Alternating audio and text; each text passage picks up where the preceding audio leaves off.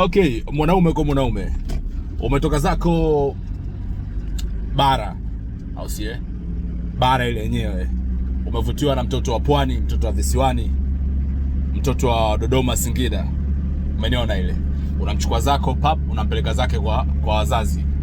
Wakati wa interview fresh, unajua ile tuna ile harakati unakuja na mkeo kwenda kumtambulisha kwenu.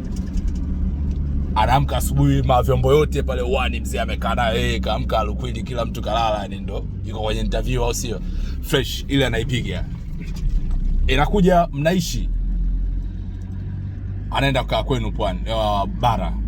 Wazazi wako hawajatembea sana kama wewe, unajua wao wakiona mke wanategemea anakuwa kama tractor kama sisi ambao tumetokea bara, kwamba atamka saa 11 atafanya kazi kama milioni, kama vile ni mfanyakazi wa ndani, ushanjua na akishindwa kuwa consistent, akishindwa kugani na hiyo, watu wanamwona kama ni mke ambaye hafai, mke ambaye anachelewa kuamka, mke ambaye anafanya hivi anafanya vile, unajua wewe uko pale hauambii kama oa hao asili yao sio mambo hayo, asili yao sio kuamka hivyo, hao asili yao mzee wanamka zao saa 3 saa 2 amewahi sana, hiyo ndo asili yao. Unafanya kazi 2-3 anagusagusa au unarudi ndani, unajua. Na kama ukiwakuta kwenye maisha yenye afadhali, basi kila kitu anafanya dada wa kazi ambaye katoka bara mara nyingi, unajua unatakiwa uachane.